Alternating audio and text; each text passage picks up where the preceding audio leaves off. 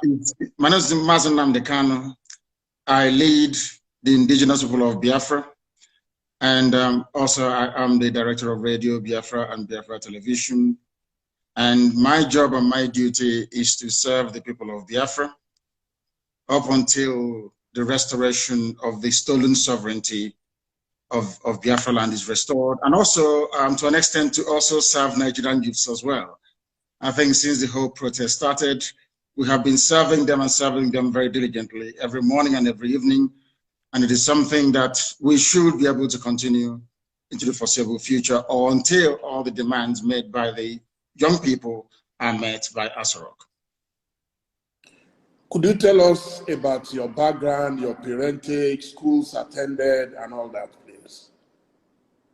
Schools attended, my background is quite simple.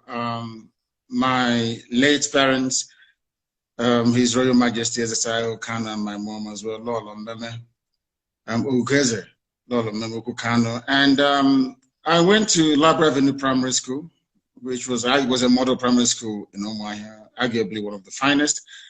And then I attended the best secondary school in the world, I believe, Fisher High School, then named Government College Umuahia, the same alma mater as Chinua Achebe, Kensira Wiwa, and Cyprian Quincy, and a whole host of other people who have gone on to at least make an indelible mark in our consciousness, if not in our society.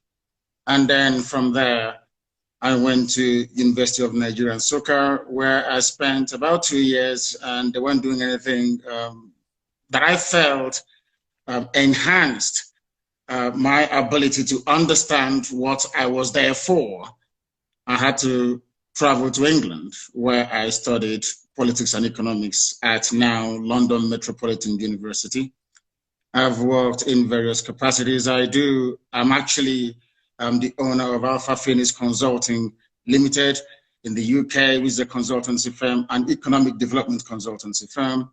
I did actually work with a lot of people like Genesis and all the rest of them, where I held managerial positions until my calling. And that calling is to help restore the kingdom of God on the face of this very earth. And that's what we've been doing for very many years now. Fantastic. So growing up, who were your heroes, your mentors? I think my father was number one. Only two people in my life have seriously impressed me. One was my dad, that I was very close to, that I learned a lot of things from. We never actually spoke that very often, but I used to sit around and watch him conduct his counsel, the way he adjudicated in cases and the things that he did. And most of the morals that he left me with. I remember on one occasion, I asked my father, why is it that even after Sunday service, when we get back home, normally if I go to my friend's house and you ask after their father, they'll tell you that their dad is sleeping or doing something of that sort. But in my house, any time there's a knock on the door, my father will encourage us to open the door. And I kept wondering why. And he said, if you have nothing to hide, then you should be able to answer every knock on the door. That is why you need to keep your hands very clean. And throughout my life, apart from the time that these criminals, these savages came to my house, the police had never been to my house or the army with a hostile intent. Operation Python Dance on the 14th of September of 2017 was the very first time in my entire life that the army or the police entered my house with intention either to enforce the law or to kill or to arrest or to pillage or to destroy, the very first time. So my father was number one. The second person is Thomas Sankara, the late Thomas Sankara, because of how he managed to turn Burkina Faso around from Upper Volta to Burkina Faso, and the miracle he was able to perform. For the very first time in living memory, it was demonstrated that should Black people put their minds to something, they can make something out of nothing. From being a basket case, they became the largest exporter of food across West Africa under the, should I say, the leadership of this brilliant, and very brave young man, Thomas Sankara. So just those two people. Okay, fantastic. I think before we continue, it would be nice for me to ask if this is the real Mazi Nnamdi Kanu or the cloned one. I can pull my ear for you. You can see I'm trying to exert as much pressure as I can. The clown in Asorok has 2 ears. I only have 1. You can see my glasses. I can take it off. You can see there is no other appendage anywhere behind this one. It's only one. I can pull my nose for you. You know it is me. In fact, I can even bring, if you'll pardon me, I have here with me the mask that everybody has to wear these days. You can see that my ear is not bent, is it? You can see that it's normal, it's not bent. But the clown in Asorok, when he's wearing his own mask, you see that his ear will be bent like that. Mine is not bent. So it is the real me. And of course, I have this mark here and it's unmistakable. Yes, I just wanted to establish that you are alive because I read somewhere that you were dead. And so I wanted to be sure I'm not making history by talking to a dead man in heaven. Not at all. I'm here live with you on this program. Fantastic. So could you tell me some of the books that you read that might have influenced you? I don't want to say radicalized you. I would say influenced you. Growing up was, as with most of my peers, is Chinua Achebe's Things Fall Apart. That is number 1. Because it's reminded us of who we are, where we are coming from, and where we should be heading to. So that very book was pivotal in shaping my understanding of my people and what needs to be done to rectify the damage that colonialism had done to our people. The second one, I would say, is Alex Haley's Roots. Again, in that very book, it reminded me or reinforced the need for the Republican zeal that burns in each and every Biafran, that we see ourselves as equal before any other race around the world, and our belief, cardinal belief, that all men are created equal before God. Given the heroic sacrifice those people made at Savannah in Georgia, in America, many, many centuries back. I also read Leon Uris's Exodus. It is about the Jewish Holocaust and the reestablishment of the State of Israel. Again, a very decent pointer towards where Biafra should be heading to. Those 3 books, Things Fall Apart, Alex Haley's Roots, and Leon Uris's Exodus. They're my 3 favorite books here. I've read a lot about your religious beliefs, but could you tell us about your faith? I worship the one true God in heaven that incidentally every religion on this earth believes, or should I say, worship as well. I believe I am a follower of Yeshua, Jesus Christ. I believe I worship where Jesus worshipped. I worship the same God that Jesus Christ worshipped. I praise the same God that Jesus Christ praised. And one of my favorite prayers actually was the prayer that Jesus prayed when he was asked to teach the disciples how to pray. And he said, "Our Father who art in heaven," which goes to confirm the supremacy of Almighty God in heaven, bar none, the name above all names. And it is exactly the religion of my forefathers. My ancestors worshipped God and God alone. We answer Wachuku. From the names we give our children, we glorify God. And if you go to my village right now, all you hear about Ikechuku or the Nakachuku, everything is about God. So I don't need to be tutored or to be told by anybody who God is, because God is ever present in our lives, and that is the God that I worship. Sometimes people tend to mistake it because the only modern interpretation of that very religion is Judaism. The only modern interpretation of this ancient religion is modern day Judaism. So that is why I tend to gravitate towards Judaism. But as I said, I am a follower of the teachings of Jesus Christ. But I practice Judaism in the main. I was privileged to meet the late Chief Chukwuemeka Odumego Ojukwu in his lifetime. In fact, Ovation had exclusive access to his wedding, to his wife, Lady Bianca. What was your relationship with him? Did you ever meet him? And did you draw inspiration whatsoever from him? Yes, he is our eternal leader. And that was the title that I gave to him in recognition of the very stellar work that he did, trying to save a people that didn't want to be saved. And also, I had come in contact with him in London. We invited himself, Peter Obi, Chekwas Okoro, to come to London. That was in the year 2002, if I'm not mistaken. And I consider it an honor that where he stayed, the hotel he stayed in London, I paid for it. So I had sat with him on a few occasions and benefited from his immense counsel. The reason why we want to honor him by restoring Biafra. And only then will the whole world know in how much esteem we actually hold him. To us, he's an icon. To us, he's our Moses. To us, he is the forebearer. To us, he is everything. And Ojukwu to us, it means a whole lot more than people can ever imagine.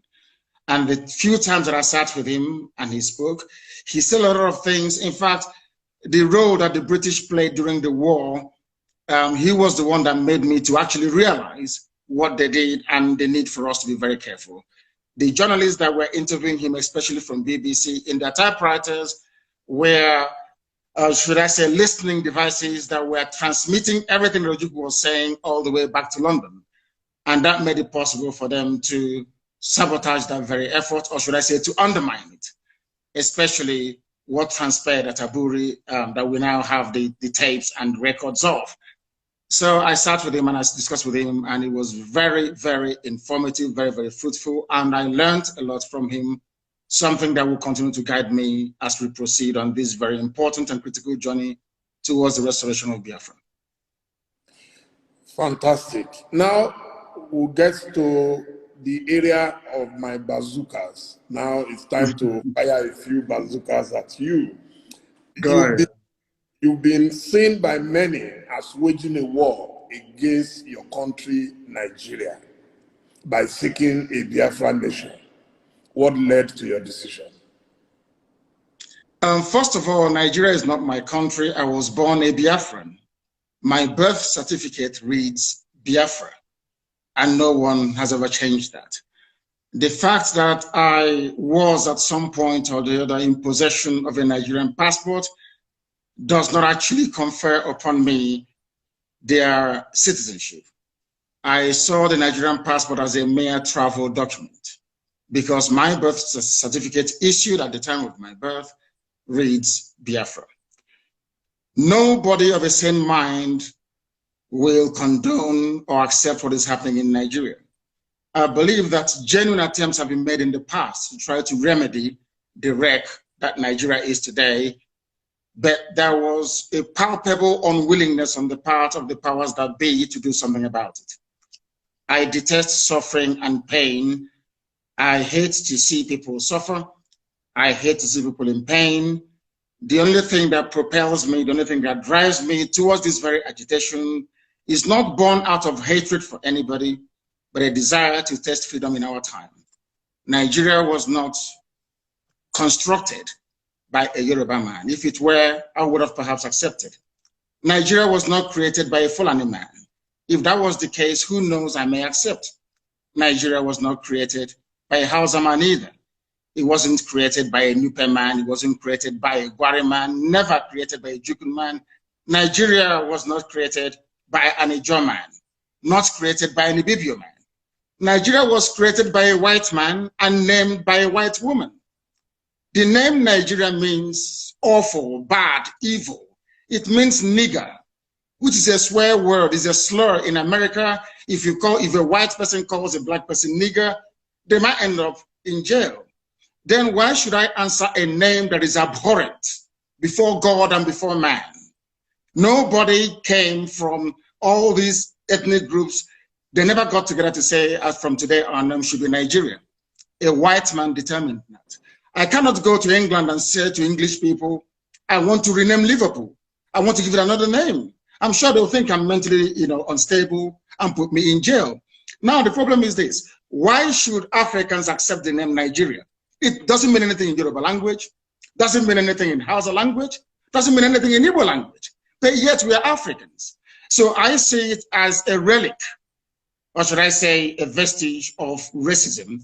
I see Nigeria as an abomination, not just before God, but before man as well.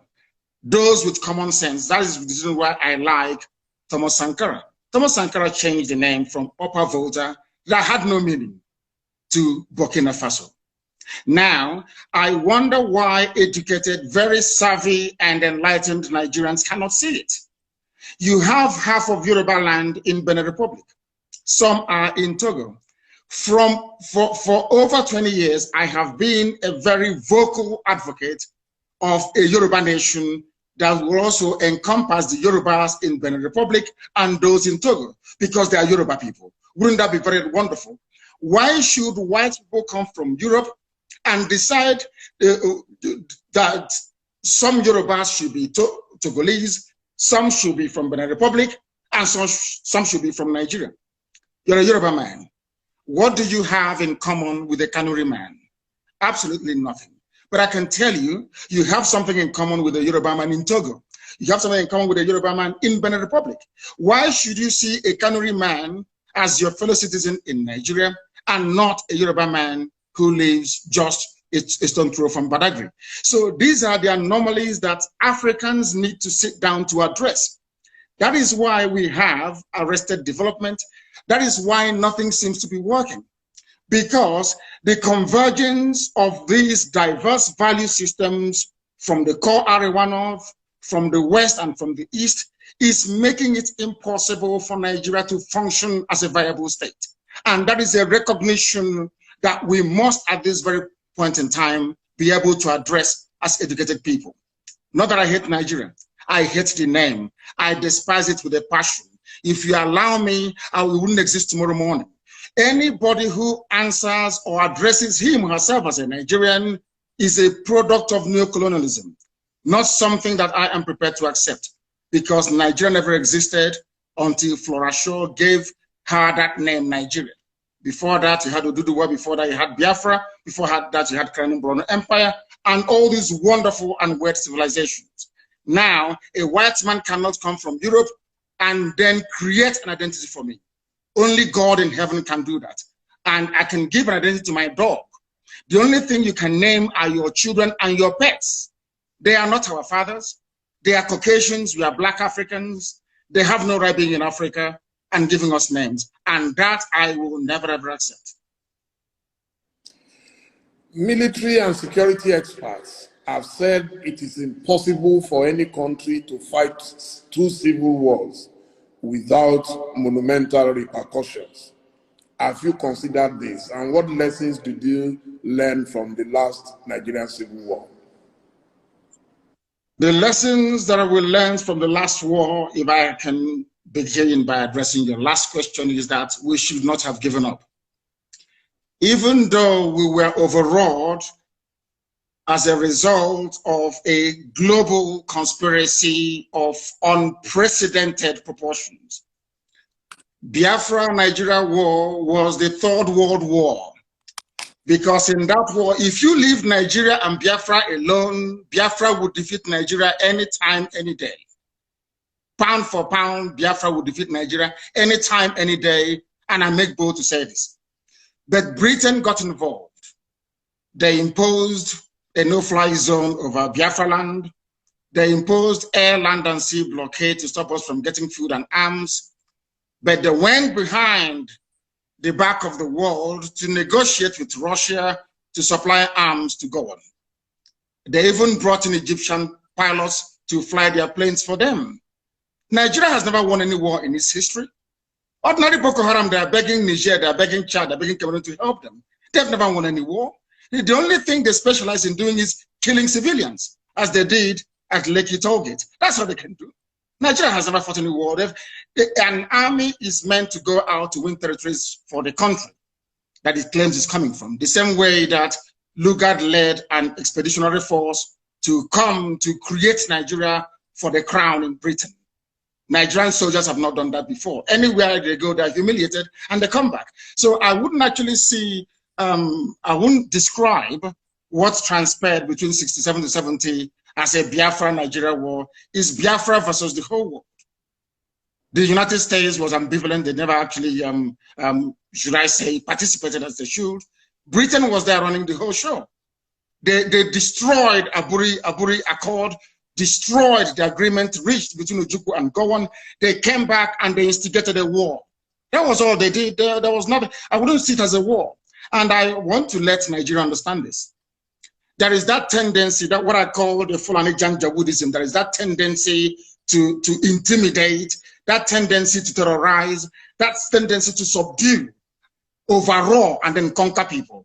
It is not going to happen in our time.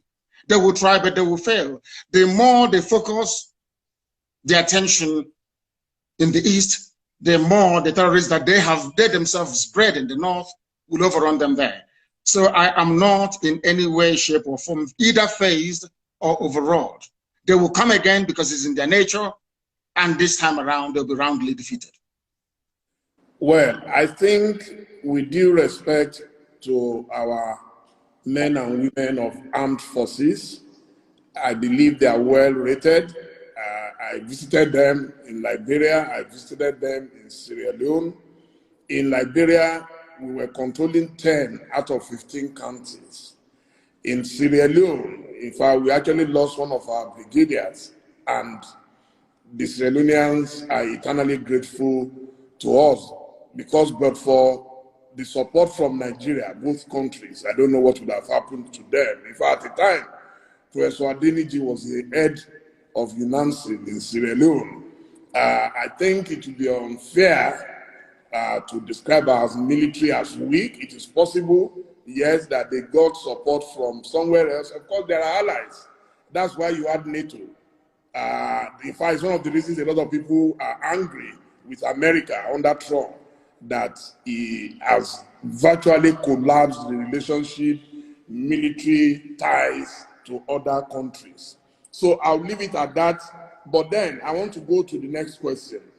The Igbos are obviously marginalized in the political configuration of Nigeria, but they have done extremely well globally in business, in sciences, in commerce, and so on. Won't they risk a lot of these spectacular achievements if you decide to go the way you want to go? I should have thought that your question should be along the line of, had those people been in Nigeria, don't you think that Nigeria would be a better place? For instance, but it's never happened and will never happen for the following reasons: resentment, envy, and the need for the Fulani Janjaweed Caliphate to dumb down the standard of excellence so that everybody can become an Alumajiri. That's exactly what I have done. I am not shocked nor surprised that we are recording not just, Igbo people or Biafrans, but Yorubas are doing the same thing as well all over the place. It's there. What I then want to ask people is this: why is it that we cannot wake up one morning and hear that there is one Fulani mathematician in Florida doing very well, maybe working for NASA? Why is it that we have not woken up one morning to hear there is one Fulani man or woman voted in as a mayor or as a parliamentarian somewhere in Europe? It will never ever happen, because that is not their orientation. That is not how they were brought up to see society. The recognition of people's skills and talent is a prerequisite for the driving of any progressive society. That hasn't happened in Nigeria, because if you're not from the North, may God help you. Why is Nigeria suffering today? Nigeria is suffering because of successive regimes of mediocrity and sub-standardization, for the simple reason that people do things based on ethnicity. People want to protect their tribe. Even if they're performing very badly, they want their tribe to become preeminent. And in the process, those men and women who are skilled, who are well-read, who are well-learned, they get forgotten. And then, of course, they travel abroad, and you can see their excellence come to the fore. And that's exactly what has been happening. What we are saying is that once we have Biafra, they will all come back home, and Biafra will quite rightly become the light of Africa and Black people all over the world. Because without Biafra, Black Africa will keep floundering, and there can never be any progress. I'm sure you know that politics is a game of number. And it has been theorized that the domination you complain about of the, what you call the Fulani hegemony, has been made possible because of the lack of unity amongst the peoples of North Central, Southeast, South-South, and Southwest. And that if they unite, they will be able to end the perpetual dominance of the so-called Northern oligarchy. Do you agree? 100%. And that was why some of us threw our weight behind our children. Some people will say, refer to me as a youth, but I'm not. I'm a very old man. I may look young, but I'm a very old man. Now, the reason why we supported our young people was because for the first time in living memory, we managed to bridge that divide, to bring everybody closer around an issue that is of importance and concern to all these people. Were you not surprised when, following what transpired on the 20th of this very month, the same people that have failed and will continue to fail, the same leadership structure, or should I say the same cozy boys club that they formed, if your father is passing on, he will hand you over to the next buffoon to groom you in this politics of mediocrity that you find in Nigeria. Were you not surprised and shocked that the same people managed, or should I say succeeded, in introducing the tribal and ethnic dimension into what we are doing? Those of us in the South, I am proud of the, should I say, the understanding that those of us in the East have with our Yoruba brothers in the West, and of course, as time goes on, also Middle Belt. There is now a recognition that we are our own worst enemies. In Katsina State, there are other tribes other than Hausa and Fulani. In Katsina. In Bauchi, the same thing. All across the north. It is not a homogeneous society. The only thing that binds them together is just their language. Underneath, if you scratch the surface, you will begin to see a lot of, they have more ethnic groups in the north than you have in the south. Many more in the north than have in the south. But over the years, the Fulani oligarchy have managed to should I say, moderate their differences. And despite what is going on underneath, they have always succeeded in presenting this united front for the north. Anytime we try that in the south, they bring in their, what people are referred to as professional gossipers. They bring in people who will always do their best to divide us, because the north understands. Any day the Igbo and the Yoruba put their differences behind them, get their acts together, for goodness sake, Nigeria will be a better place. Everybody knows that very well. So in order not to allow that to happen, they now appoint, or should I say, rig our governors into office. They go to Ohanese, they bribe a few people to go to Afani Fere, they identify one or two people to, should I say, to groom, to do their dirty jobs for them. And what is that dirty job? You saw it in full view and in full display on the 20th. People that claim they went to school, people that claim they are senior advocates, people that claim they're enlightened, were the ones that introduced the tribal and ethnic dimension into that very successful protest. And you can see where we are today. They are rejoicing in the north. They're having fun in the north. That thing they have always done, once again, they have done it. But of course, they cannot break us. This time around, we just want to let them understand this. The unity between the Igbos and the Yorubas is deeper than End SARS protest. It is far more fundamental than they can even imagine. Now, is Biafra your only option, or you are willing to work with other so-called oppressed peoples to form a union like it is in the United Arab Emirates? Everything depends on what the people want. I am a Democrat. I am a Republican by genetic disposition. Anything the people want is what they're going to get. My dream and my mission is Biafra. Let's say during a referendum, people decide we want to be, yes, Biafra is good. We can answer Biafra within a union that comprises of Middle Belt, of Oduduwa and Biafra with a new name. Who am I to say no? I'm a Democrat. Whatever the majority decides is what I'm going to do. But as for us, we are pursuing Biafra. And I will also help the Oduduwa people to pursue the Oduduwa Republic. I will help the Middle Belt to do the same.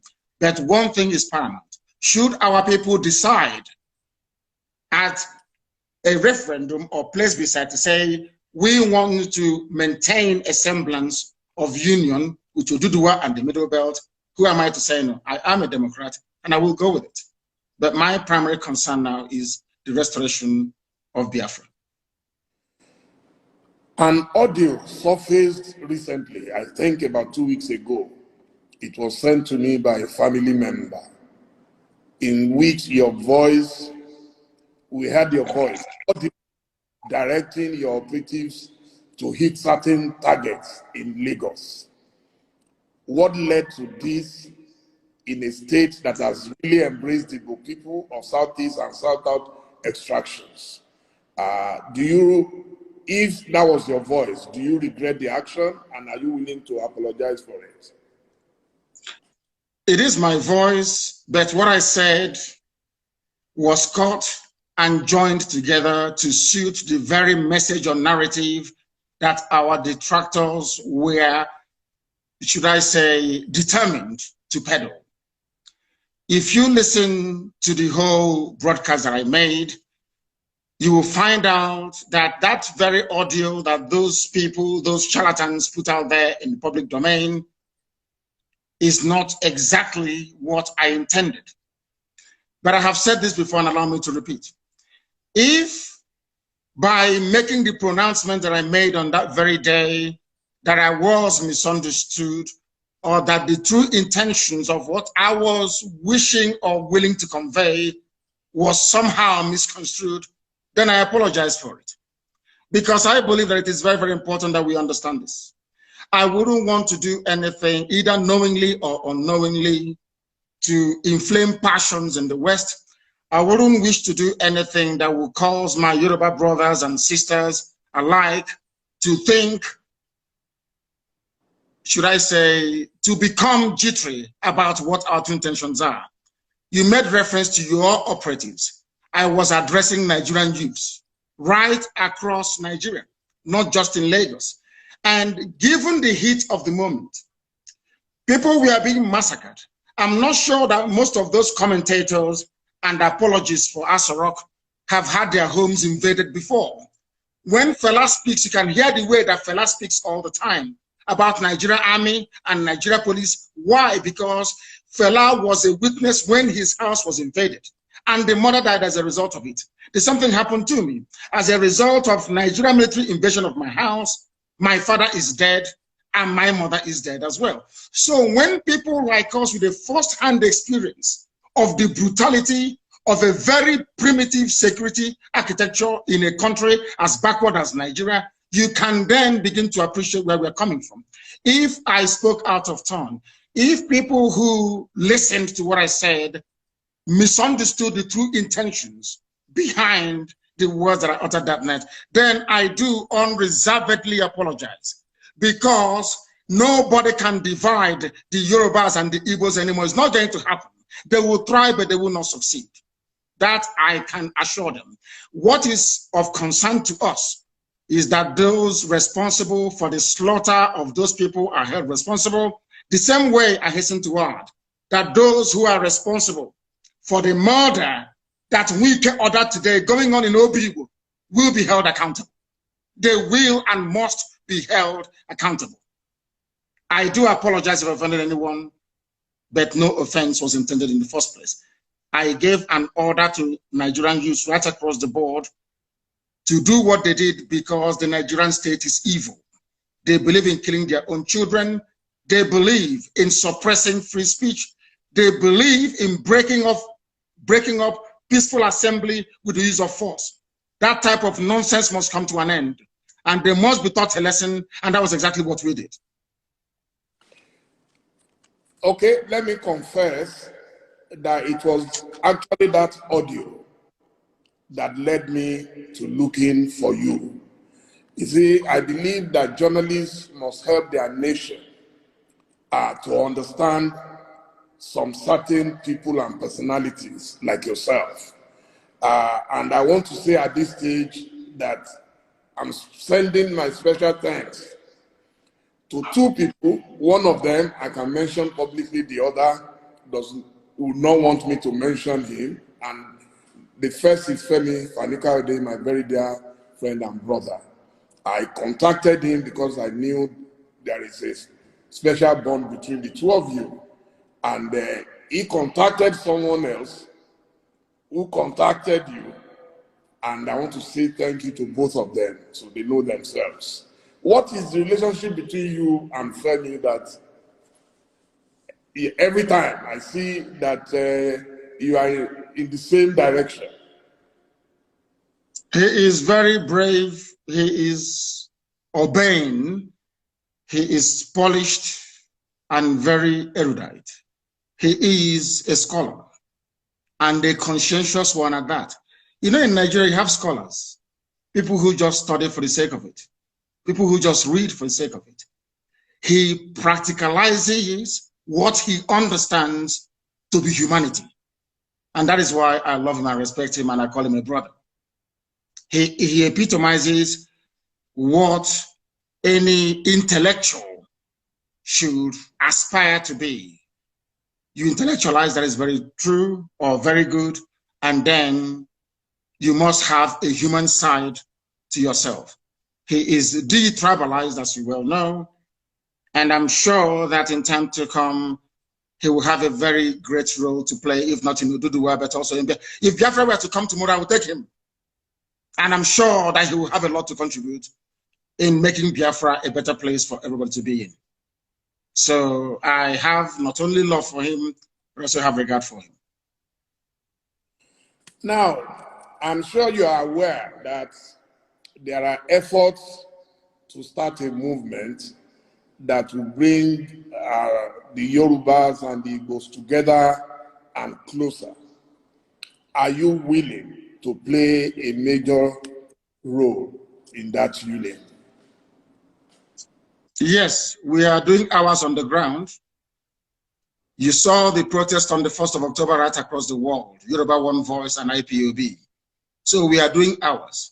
That was why I categorically stated, and without any equivocation, that the bond between the Yorubas and the Igbos can no longer be broken by anybody. They will thrive, but they will fail. It can't be broken anymore. So I am more than willing and able to serve in whatever capacity that is required of me to make sure that these two great nations pilot the affairs of Black people in Africa going forward. Because without them, Africa is doomed, more or less. Now, I will plead with you to take the next question very softly. Because as a Christian, I believe my faith teaches me to render unto Caesar the things that are Caesar's. So which means I respect constituted authority. My question is about your best friend, our president and commander. Now, You propounded this theory of a cloned man, and that our current president is a Sudanese man called Jibril.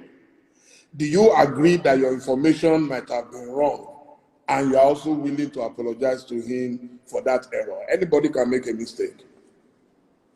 No, not at all. Buhari is dead and buried in a shallow grave in Saudi Arabia. Aisha Buhari was there. She came back from what they called a lesser Hajj. She was wearing black. She was mourning. If you look at the pictures that were circulated at that point in time, you will see the smug, or should I say, the forlorn faces of northern governors. A minute silence was held at the AU for a late Buhari. Even Her Britannic Majesty, Queen Elizabeth II, also penned a condolence message to the people of Nigeria before the cabal took over and asked her to rescind it, which she did. Buhari is dead, and I'm prepared to stake Biafra on it. If you, Dele Momodu, can go and prove to me, I'm not asking you to do anything too complex. If you can go and ask this man you call Buhari, whoever it is in Asarok, to come outside, don't do very much, address a panel of Nigerian youths, maybe 20 of them, and speak Buhari's mother tongue, which is Fulfude.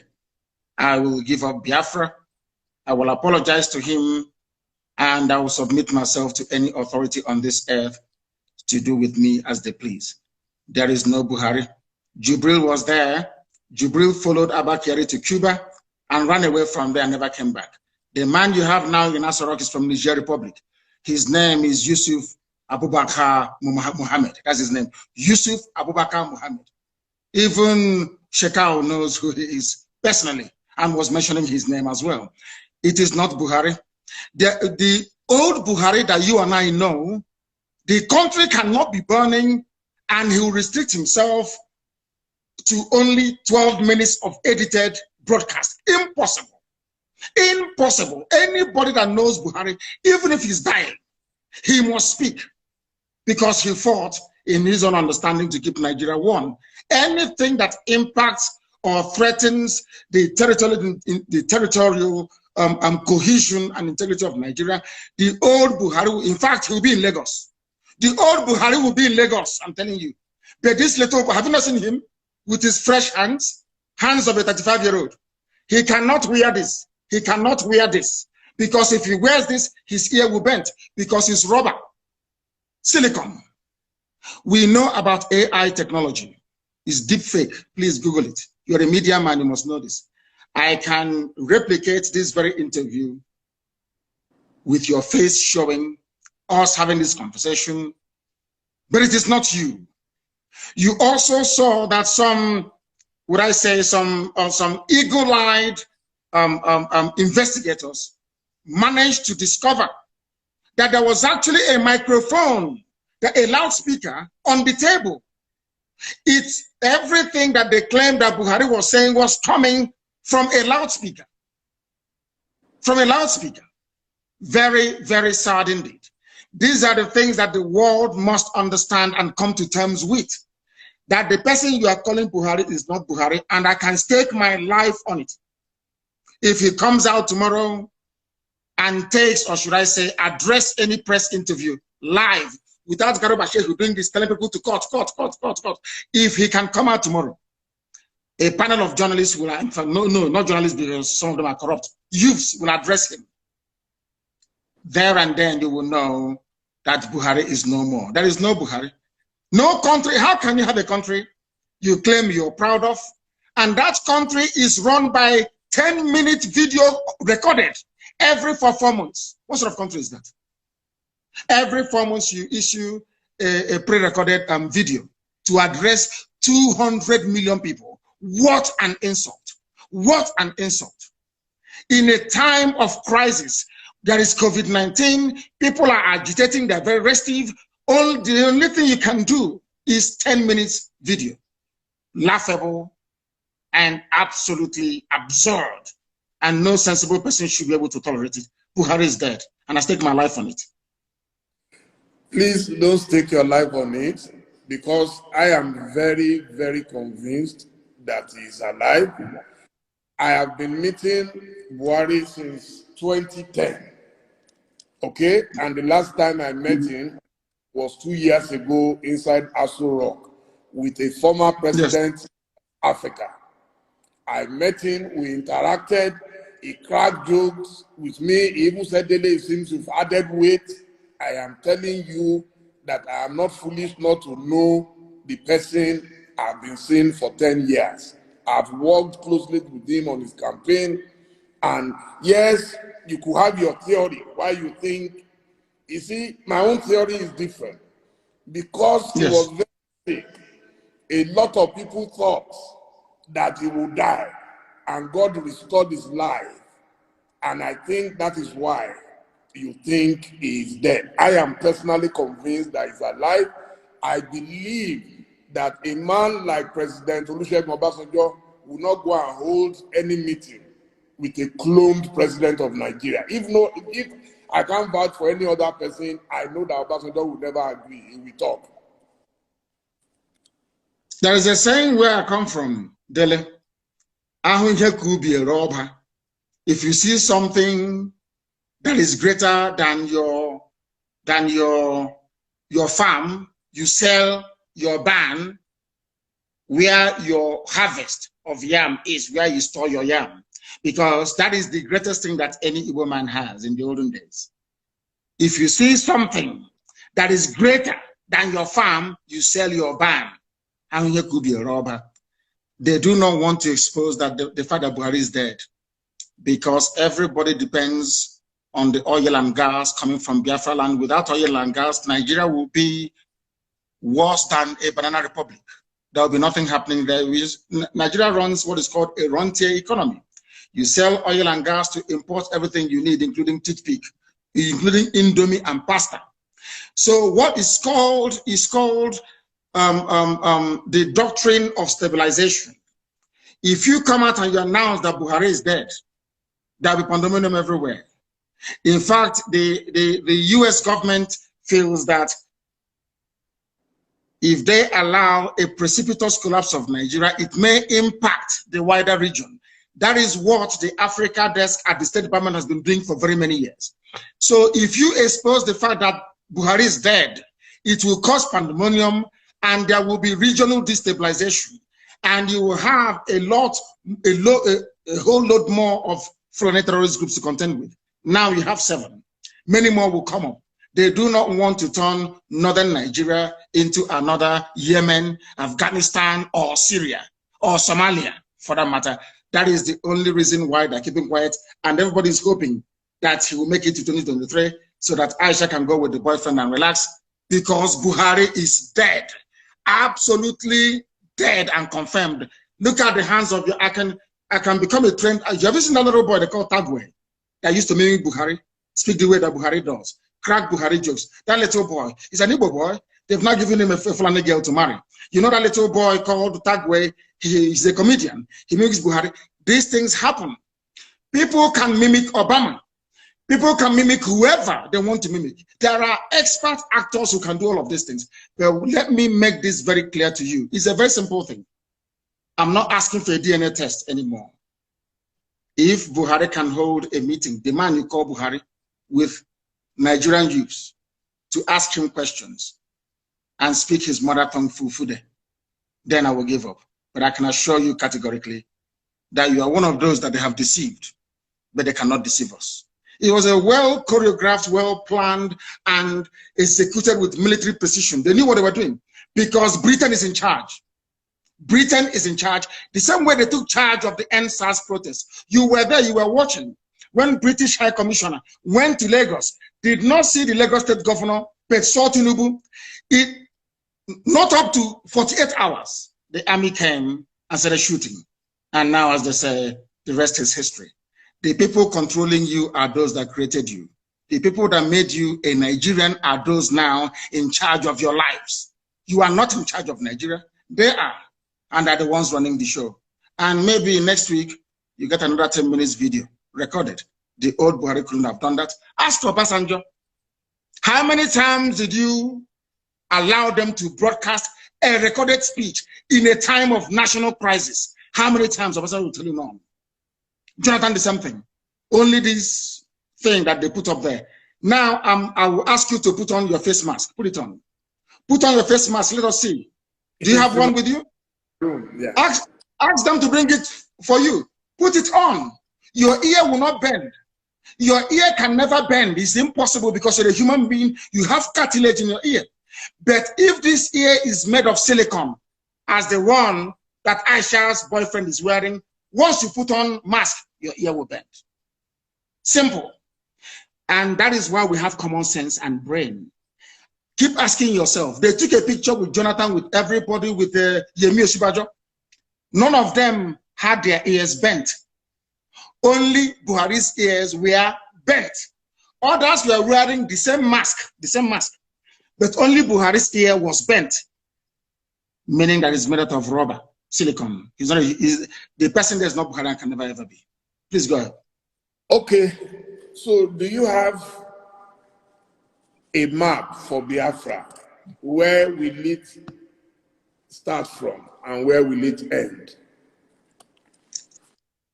First of all, do you know that if I ask you now, Dele, how many states do you have Igbo people in Nigeria? How many states would you tell me?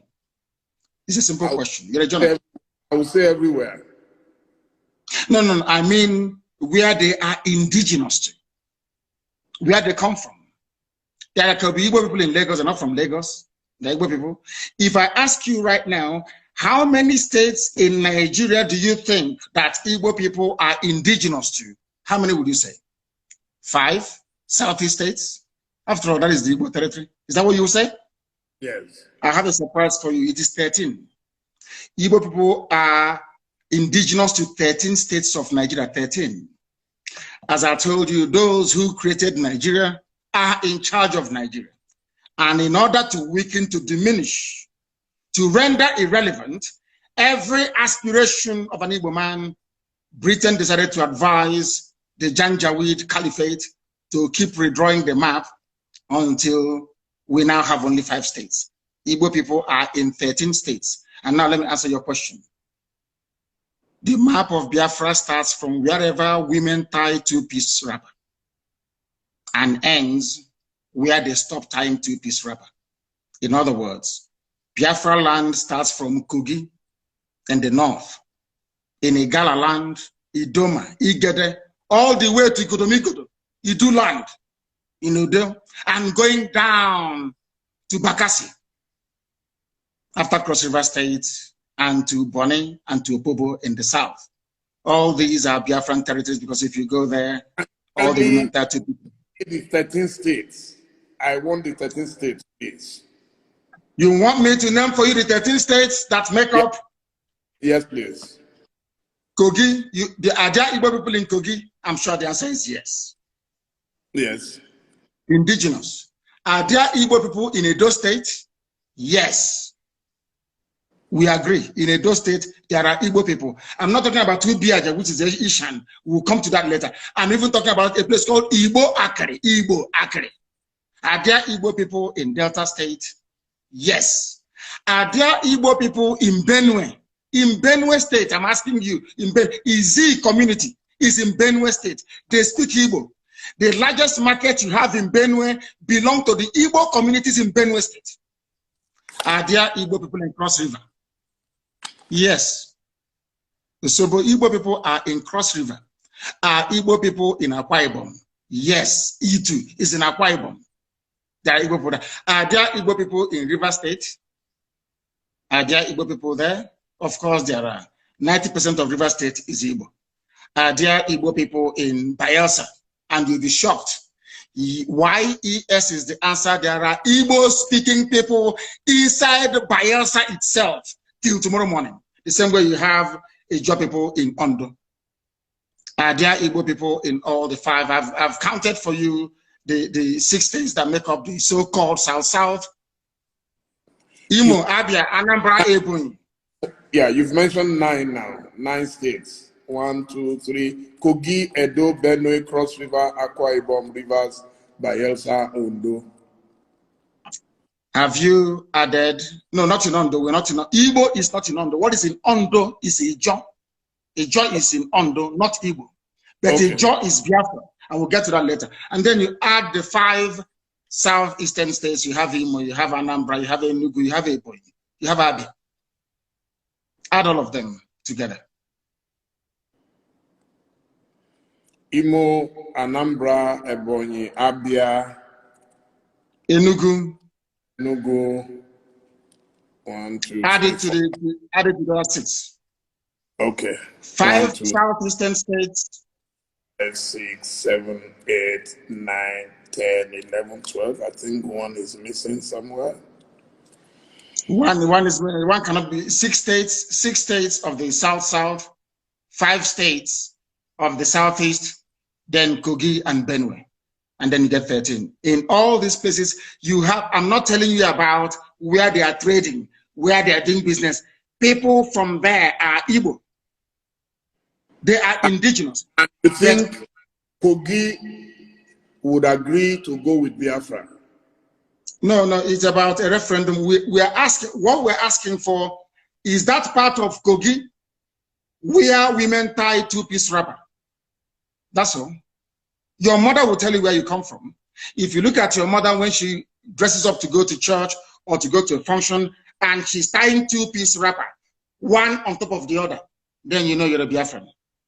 And that's what they do in Kogi, in Enugu State, in Benue State, in Cross River State, all the way down. You can go all the way down to Edo State. It is there till tomorrow morning.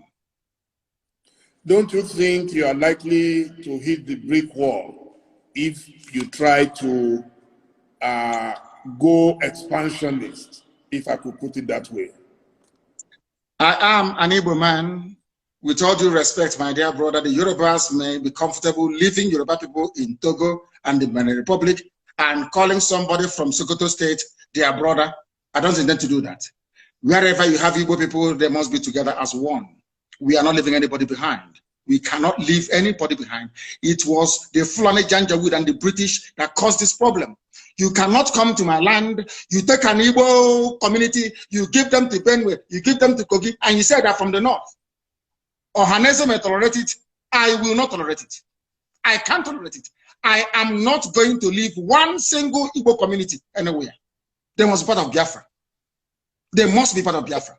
What happens?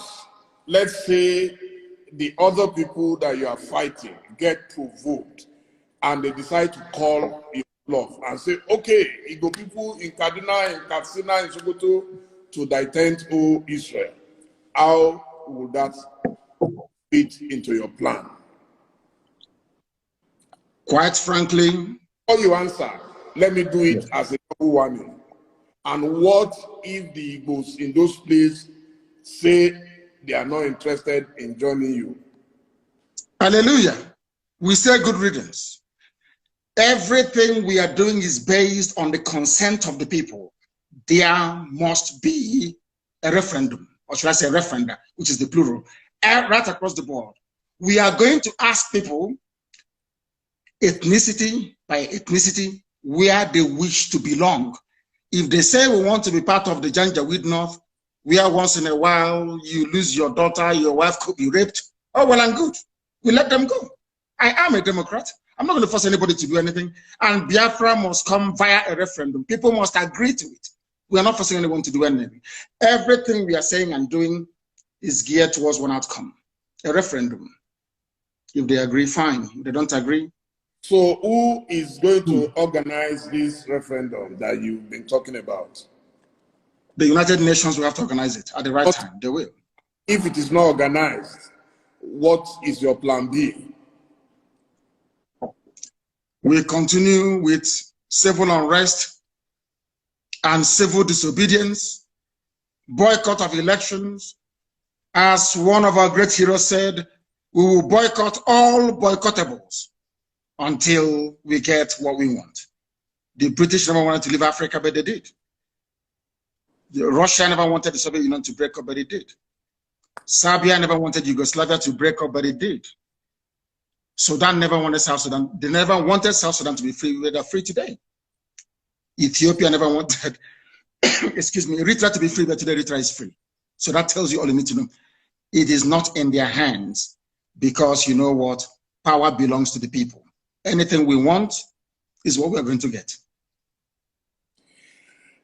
Once again, I want to ask this. Do you think this dream is realizable without a war? And are you prepared to fight another war?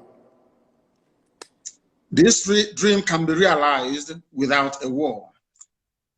And let me put it this way, as soon as the people, the various ethnic groups in Nigeria realize what Nigeria means to each and every ethnic group, they will subscribe to our position. So it is realizable without a war. Before the white man came, let me ask you this, because it's an interview, which means you can ask me questions and I can ask you. Before the white man came, was there any Nigeria? Before the white man came, did Nigeria exist? It's a simple question that I'm asking you. Dele, did Nigeria exist before? It didn't, no. It didn't exist. Then why are African people, black people dying over something that they did not create? Did any Yoruba man create Nigeria? The answer is no. No Igbo man created Nigeria. No Hausa man did. No Fulani man did. No Kanuri man did. No Jukun man did. When you come to Nigeria, it's always a debate about it is our turn. It is our turn. It is our turn to rule. Now, there are over 250 main ethnic groups in Nigeria. If you keep rotating the presidency every 8 years to each and every ethnic group, times 8 by 250, how many years are you going to get? So some people will die many times over. They will reincarnate many times over. The presidency hasn't come to them. Nigeria is a joke and an absolute mess. It was not created by black people. Therefore, it cannot be sustained by black people. I want to see an Africa where a Yoruba nation, a Yoruba mega nation extends from Togo all the way to Edo State.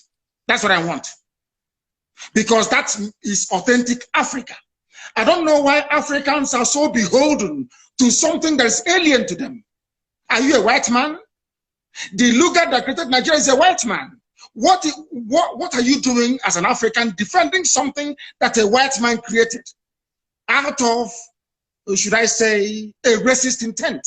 Nigeria was an ordinary company, Royal Niger Company, an ordinary business venture that the British converted into a nation. And Africans are killing themselves, trying to maintain something that a white man created. Sometimes I wonder what type of God made African people. I don't understand it. And that is why you have this neo-colonialism. That is why the British High Commissioner had to go to Tinubu to ask him, how do you end this protest? Because if this protest continues, you're jeopardizing our oil. Nnamdi Kanu can use it as an advantage to go and get Biafra. They asked the army to go in and kill people. You people are being ruled by your colonial masters. Your fate is not in your hand. You're in a country that is 60 years old, so to speak. There is no electricity. If I am a Nigerian, I can't come out and say I'm a Nigerian. I'll be ashamed of myself. For 60 years, you have no electricity. For 60 years, no good roads. For 60 years, no good schools. For 60 years, your politicians are traveling abroad for medical treatment. I ask you, what is there to be proud of about Nigeria? Name one thing you can be proud of. Name one thing. Is a question I'm asking you, Dele. Tell me one thing you can be proud of in Nigeria. Nigerians are amongst the brightest people in the world, including the Igbo people, of which you are one. You're a very brilliant man. That is Nigeria in your DNA. I was born a Biafran, not a Nigerian. Nigeria is a historical mistake. Was there a birth certificate at that time that wrote Biafra on it? Of course, yes. You want me to show you? I will show it to you. I can email it to you. It's not here with me right now. I can email it to you. My person is Biafra. I don't mind. I will email it to you. So you see, what I'm asking is, if Nigeria never existed until the white man came, why are you, as a black African man, defending it? What's a white man created? Why? When you have Yorubas in Benin Republic, Yoruba is in Togo, they speak your language, they eat your food, they dress the same way you do, you have the same culture, the same value system, the same orientation, and I'm asking you, and the white man came from Europe and said, oh, you are Yoruba from Togo, you speak French. You're Yoruba from Benin Republic, you're going to speak French. But you, Dele, you're Yoruba from Nigeria, you speak English. Are people not perturbed by that? That level of dehumanization, that level of subjugation. You see, the one thing that shocks me about Africa and their class of intellectuals is the fact that they are willing to swallow hook, line, and sinker anything the colonial master gives to them. And I've asked you this very question. Can you go to Europe and create a country as a black man? The answer is no. Then why must you accept what a white man is doing in Africa? Do you see why we are poor and very backwards? Do you see why Nigeria can never have 24 hours of electricity? Never, ever, ever, ever. Because the foundation is faulty. The orientation of Fulani Janja, people were protesting SARS killings in the south. Fulani people in the north were busy having fun and laughing and smiling. And you want to be in the same country with them. Your value system, your reasoning, your understanding, your orientation can never ever be the same. Never be the same. Why did Britain leave the EU? Dele, I'm asking you, are they not Christians? Are they not Democrats? Are they not, don't they believe in free trade and voting people in and voting them out? But then, why did Britain leave the EU? Why? The same Britain that left the EU is asking me not to leave Nigeria. Nigeria that is only 100 years old. Your grandfather was not a Nigerian. Was not. So why must you throw away the history of your family, the rich history of Yoruba people? Because a white man called the place Nigeria. Why must you do that? Why? Can I go to England and name them and name them Albania and say all your history is now gone? We are doing our ancestors a disservice. And let me tell you why Black Africa cannot go forward. Some people, not you, some people accepted this nonsensical balkanization of Africa with their useless flag independence. And your ancestors are in the grave. Your ancestors that existed before the white man was born, they're in the grave. You jettison their history and their identity. You banish it, you denigrate it, you insult them by accepting this garbage called Nigeria, and you want them to be happy with you. That is why no Black African country can see development. No Black, you see South Africa. When whites were running South Africa, everything was good. Now Blacks took over. Look at what is happening. Because even the land of Africa itself is angry with us. We went to school for a reason. The reason why you go to school is to question certain things. And the question is this: why is it that you as an African, you're willing to kill, to die for something a white man created when they cannot do the same thing for you? You see how they are not equal to us. You see why they are always better than us. And nobody can tell me with any ounce of conviction or justification the reason why Yoruba people should be in Togo, in Benin, and in Nigeria. Why can't they be in one country, the same way that the English people are in one country in England? Or should I say in the UK? These are the things that we must ask ourselves. Okay, thank you so much. Thank you, Mazi Nnamdi Kanu. I mean, you are very passionate about your beliefs. Nobody can take that away from you. So now we get to the stage where I already jotted down some questions from members of the public. The first is that you hold a dual nationality. So they are saying you have a choice, you have an option. What about those who have nowhere to go? The reason why you are interviewing me today is because I got lucky. My parents didn't get lucky. People who were in my house did not get lucky that very day, they died. my dog also died. Jack, they killed my dog. Now, listen very carefully. People don't understand. You see, there is a level of flippancy in Africa, and should I say, we don't interrogate any concept or phenomenon with a great degree of sincerity. Why do I have a Nigerian passport? The same way that Awolowo, Chief Obafemi Awolowo, held onto a British travel document. Did that stop Awolowo from fighting for Nigeria to be independent? I'm asking you a simple question. Did that stop him? Awolowo went to Glasgow to study. A big document. Exactly. He traveled abroad. Awolowo traveled abroad to study. He read economics in Scotland, and he came back, probably even on British scholarship.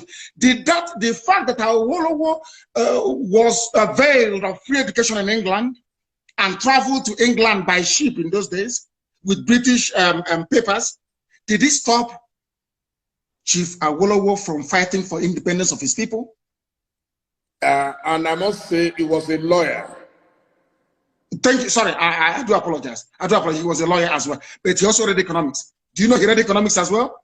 He also read, he's a lawyer. I agree. Now, I'll ask that question again so you answer so that the whole world can hear.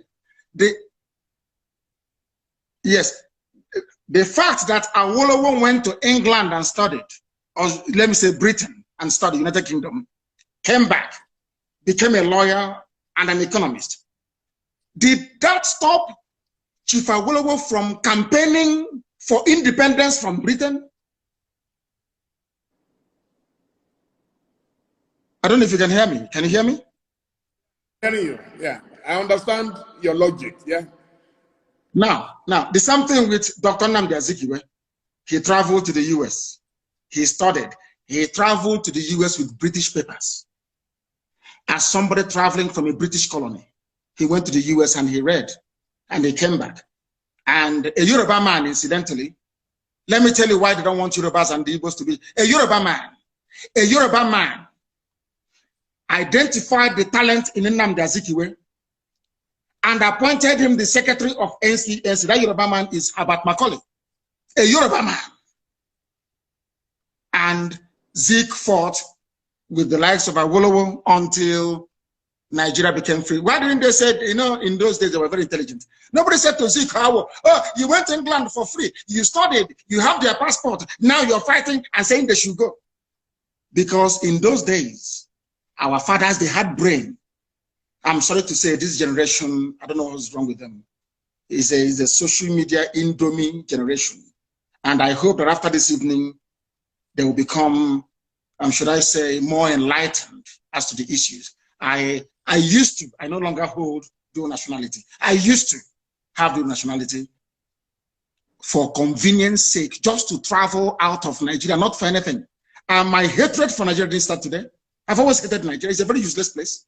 Only a fool can say, I am a proud Nigerian. There's nothing to be proud of. Absolutely nothing. You have nothing. Individually, you're brilliant.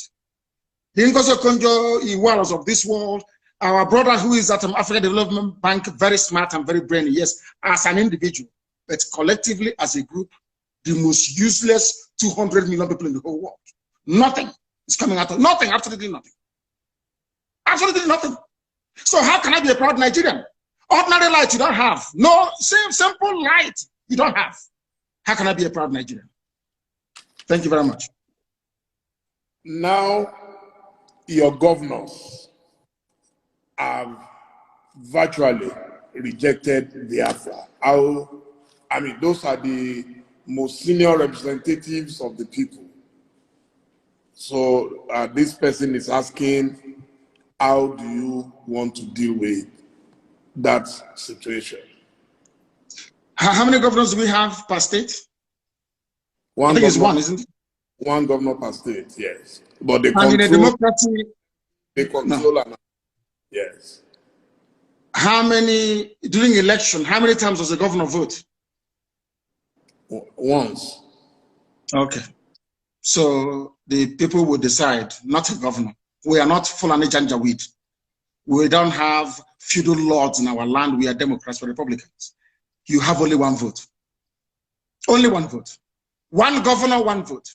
People may dissent, they're entitled to their opinion. One governor, one vote during the plebiscite or referendum. And there is nothing they can do about it. The majority says they want Biafra. So the views of the governor, of course, may be taken into consideration, but it doesn't count because they are in the minority. We are not Fulani people. Someone has asked, how are you funded? We are the largest movement on the face of this very planet Earth. IPOB, Indigenous People of Biafra, we're all over the world. And our people are very, very generous.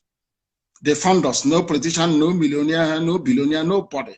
Ordinary people in the diaspora and people at home. They fund this well-oiled machine all over the world. That is why we are formidable. We owe it to them. We don't have any godfathers. That is why I speak the way I do. If there's anybody who can say they are funding us, come out and say it. Nobody does. Ordinary people do. Because everybody wants freedom. Someone is asking, if you say you are asking for a referendum, how come you sometimes apply force, the use of force and coercion? That is the only thing the Fulani Janja would understand. Nigeria is a rogue creation. Nigeria is where vandals and bandits abound in political office. Nigeria is not a civilized society and can never ever be. You saw the way they were behaving. You give rice to a governor to give to people, the governor will steal it and keep it. Palliative that he did not buy. The only language they understand is by breaking into those warehouses and taking what belongs to you. The criminals and the hoodlums here are the governors, not the people who are hungry.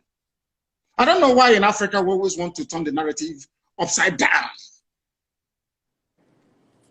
So you're telling me that Fulani can come to my place and rape my mother, abduct my sister, and I'll be clapping and praying and doing hallelujah and doing prayer and fasting.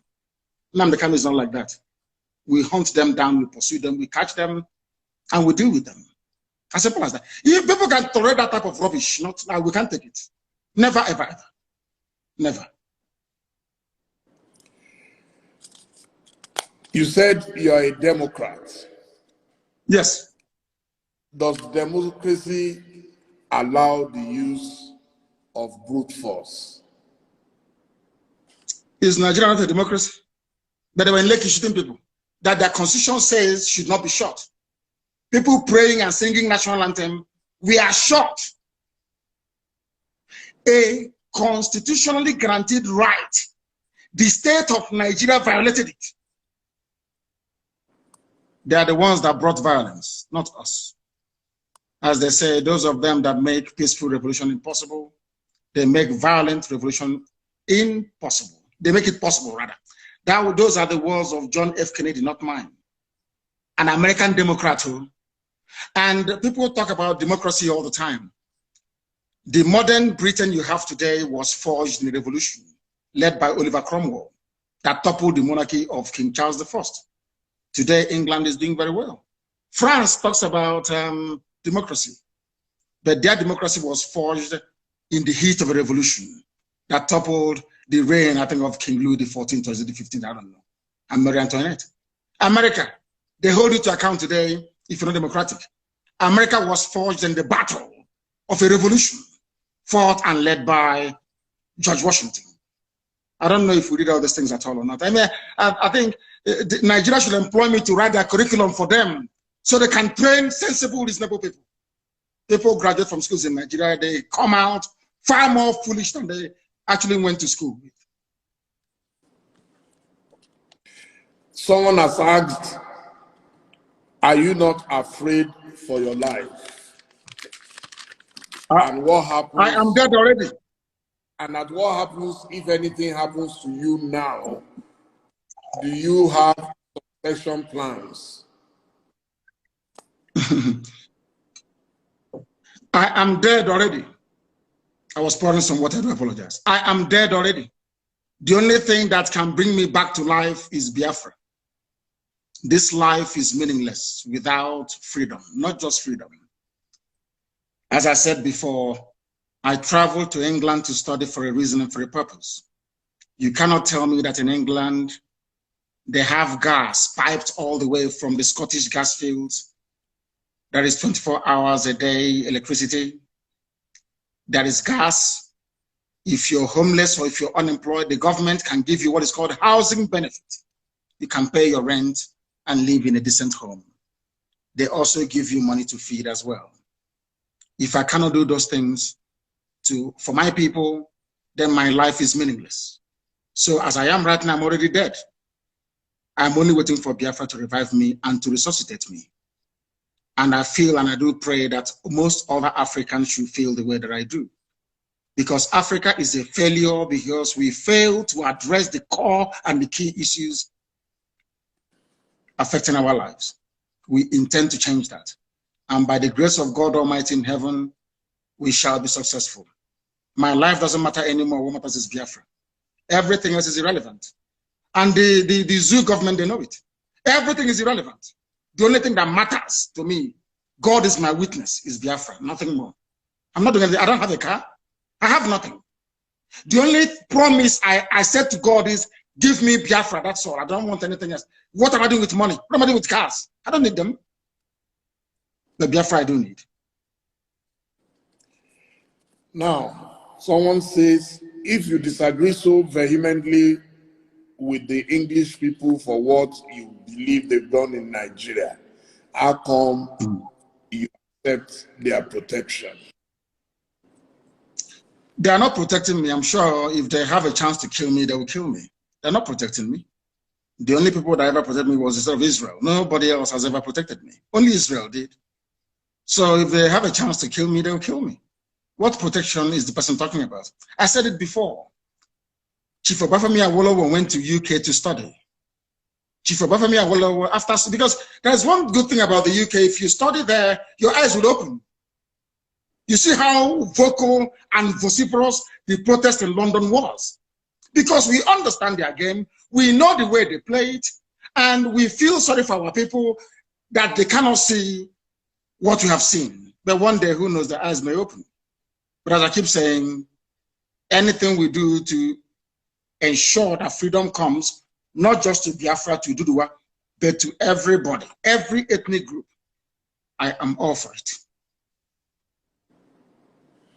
So could you tell me a bit about your project, the Radio Biafra?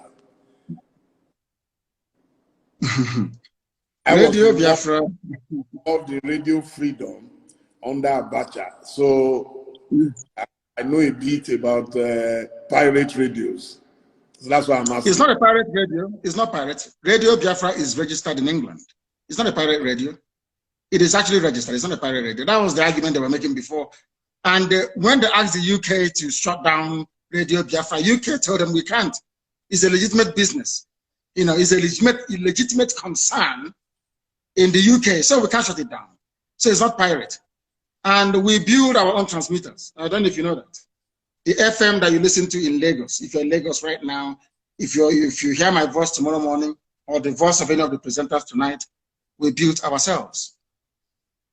And I believe in encouraging ingenuity. Everything we have, we built ourselves. Because, of course, God is with us. And our mission and cause is noble. That is the history of Radio Biafra, and we keep expanding. And I do hope that before this month runs out, which is just a few days away, that Radio Biafra will be in Katsina broadcasting in Daura. Radio Biafra will be in Daura broadcasting. And they will complain, but they can't do anything about it because we are far ahead of them. What are you doing in Daura when you said Buhari is not there? So what will you be doing in Daura? No, they challenged us. Their MDC challenged us. They said they're going to buy equipment worth, is it 700 million to disrupt what we are doing. So in response, I said, I'll put a radio inside Daura and I'm going to do it. I will. There'll be FM in Daura very soon. So you cannot be jammed. Who can jam it? Who is the person who can jam it? This is the technology from Biafra and you cannot do anything about it.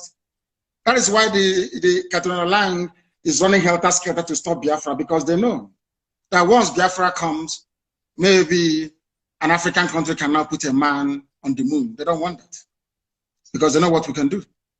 And I'm saying it out in the open. They should try all they can to stop us. They cannot stop us. Eventually, we're going to win. Because this is God's project, not man's project. It's God that said Biafra must come. Not man.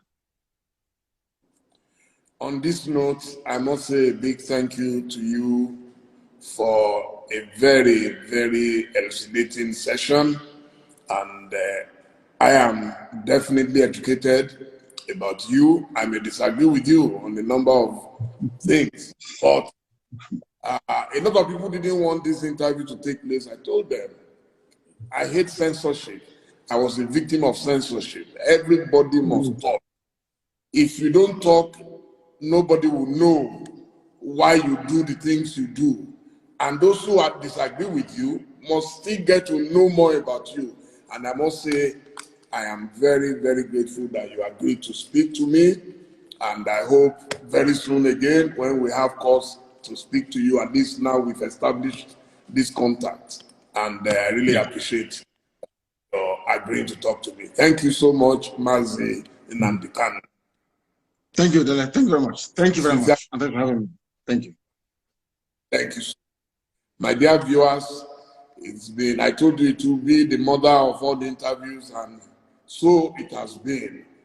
Thank you all. We'll be uploading, and I'm sure a lot of newspapers will get some news out of this. Thank you, and good night. Thank you.